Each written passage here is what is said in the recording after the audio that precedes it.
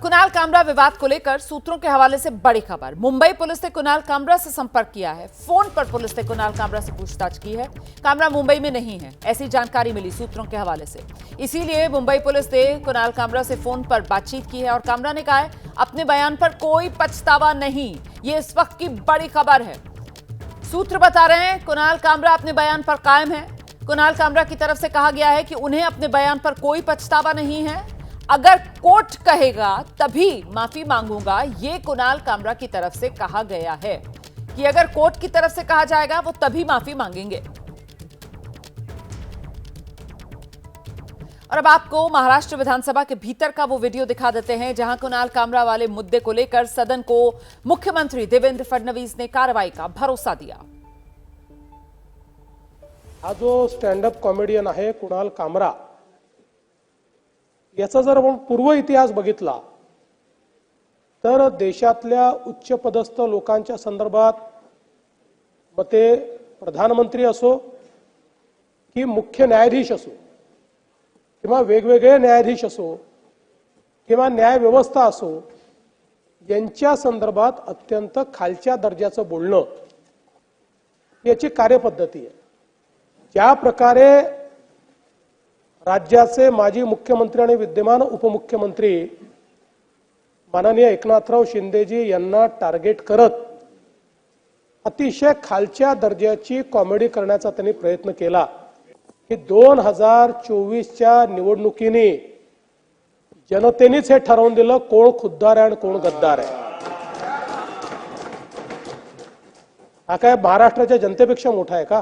पण अशा प्रकारे सुपाऱ्या घेऊन या ठिकाणी जर कोणी अपमानित करत असेल तर त्यांच्यावर कारवाई केलीच जाईल।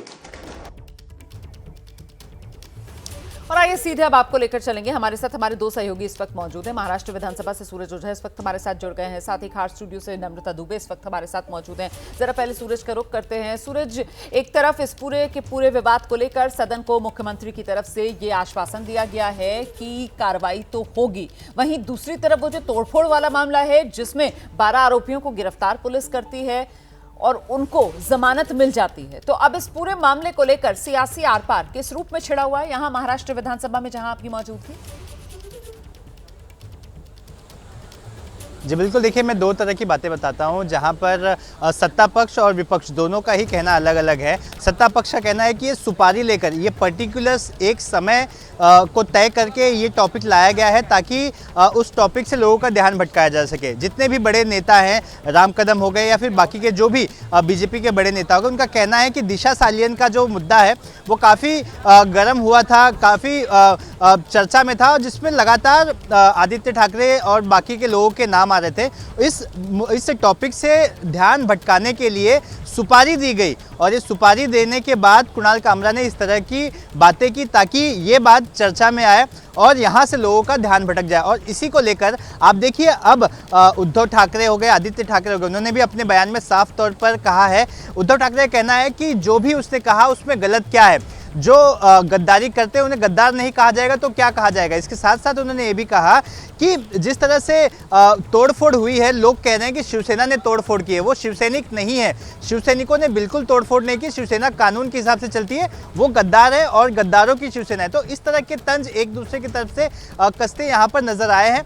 साथ ही अगर बात की जाए देवेंद्र फडणवीस की, जो गृह मंत्री भी हैं राज्य के, उन्होंने कहा है कि कड़ा एक्शन लिया जाएगा और साथ ही उन्होंने ये भी कहा कि कुणाल कामरा को माफ़ी मांगनी चाहिए। रही बात जिन्हें गिरफ्तार किया गया था, शिवसैनिकों को जिन्होंने तोड़फोड़ की थी, ये सारे जो सेक्शन थे, जो पुलिस अधिकारियों का कहना था वो उसमें ज़्यादातर सारे सेक्शंस अवेलेबल थे और इसी के चलते जब उन्हें कोर्ट में प्रोड्यूस किया गया तो कोर्ट से उन्हें जमानत भी मिल गई। जी बिल्कुल, जमानती धाराओं में मामला दर्ज हुआ था और ऐसे में अदालत से जमानत मिल गई है सभी 12 आरोपियों को जिनको गिरफ्तार किया गया था। इस बीच कुणाल कामरा के बयान के बाद ये जो विवाद उठा हुआ है महाराष्ट्र में, इसी को लेकर सियासी वार पलटवार चल रहा है। उद्धव ठाकरे, आदित्य ठाकरे ने इस मामले को लेकर डिप्टी सीएम एकनाथ शिंदे पर सीधा निशाना साधा है।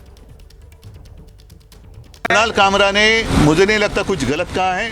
गद्दारों को गद्दार करना ये किसी पर हमला करने की बात नहीं है। जो गद्दार है वो गद्दार है, वो छोड़ो, वो नहीं, वो पूरा गाना आप सुन लो, चाहिए तो आपके पास होगा तो बजा कर दिखाओ, उसी गाने का जो अर्थ है वही तो है।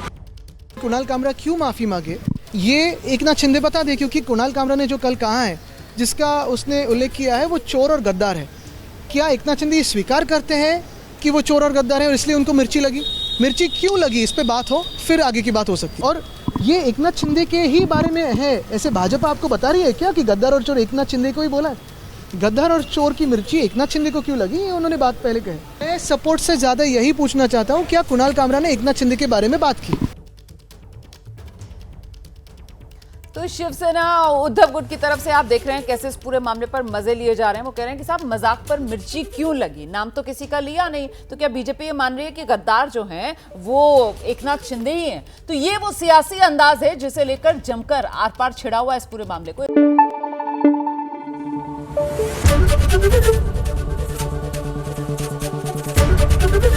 एबीपी न्यूज आपको रखे आगे।